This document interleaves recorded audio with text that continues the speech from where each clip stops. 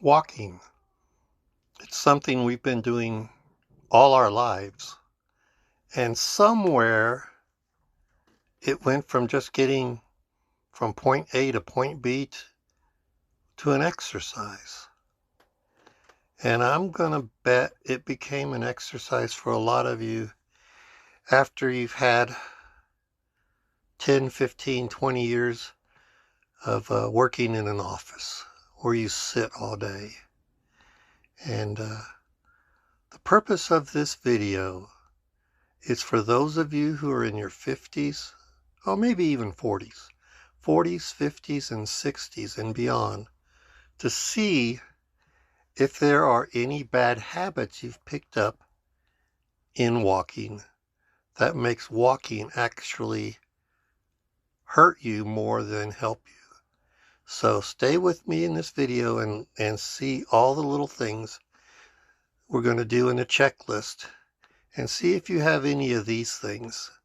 And if you do, get them fixed, and then that'll help make walking an enjoyable exercise rather than something that hurts you as you grow older. The first thing we're going to take a look at is what are the shoes you're wearing to walk in. Now, for most of us, we wear our most comfortable shoes. And for some of us, those shoes have had the heck beat out of them. And that's going to hurt your feet. It's going to hurt your body. We have fat pads on the bottoms of our feet.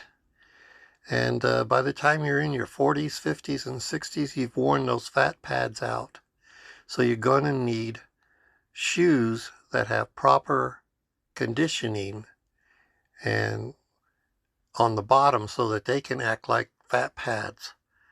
And if you've got a particular pair of shoes that you really like and you've worn them for more than a year and you don't want to get rid of them, put insoles in. At least once a year, swap out your insoles if you've got a particular pair of shoes you love. And if not, after a year, swap out your shoes because the cushion will disappear from your shoes way before the shoes get torn up from walking. So at least swap out the insoles. So take a look at your shoes. Are they all beat up? You got your favorite pair that you've been wearing for 10 years? Well, time to maybe swap out the insoles or get a new pair of shoes. So number one, check your shoes. Now here's something that I've seen some people do that they become the weekend warrior. They don't walk at all Monday through Friday, and then Saturday and Sunday they walk 10, 15 miles a day or some crazy, they get out and walk for an hour or two or three. Not good. It's better to walk a little bit every day than it is to become a power walker on weekends. So, those of you who are especially getting older in your 50s, 60s, and maybe older, walk 20, 30 minutes a day versus 2 or 3 hours on a Saturday and a Sunday.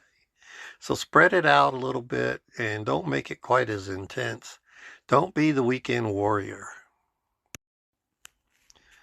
Now here's an interesting one because I've seen this a lot where people, especially older people, when they start walking, they start really, really fast. I mean, they come out of their RV or their house and they take off, and it's like speed walking right out of the gate. And as they walk, they get slower and slower and slower till they're limping their way back home.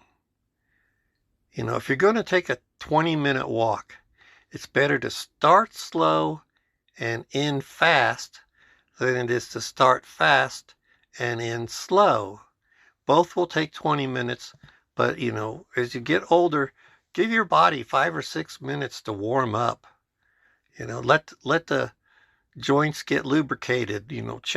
check out your ankles, check out your feet, check out your hips, your low back. Is everything turning out okay? And warm everything up and then get into the walk.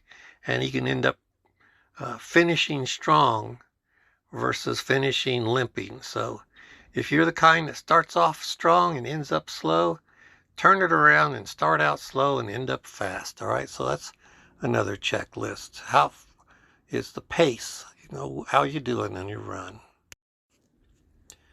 Next, we're going to get into posture. And there's a lot of things that I see in people that are absolutely wrong that you can correct, and it helps make it so that at the end of the walk you're not sore all over. And here are just a couple of those.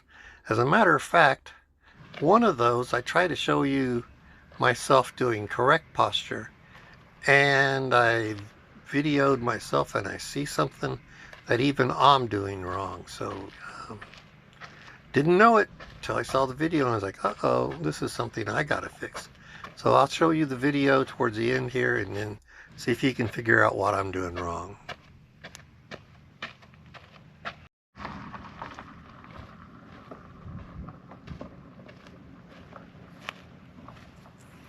You know that video of me walking?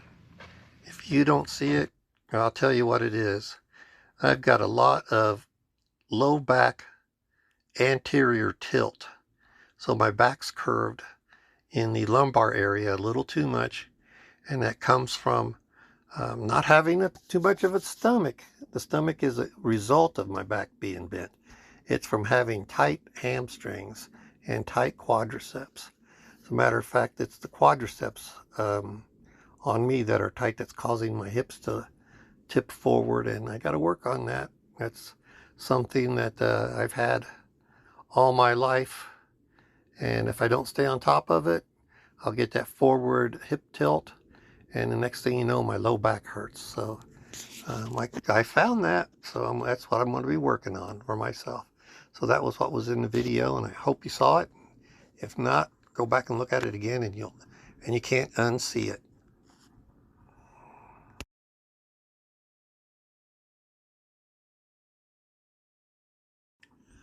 And once again, thanks for watching.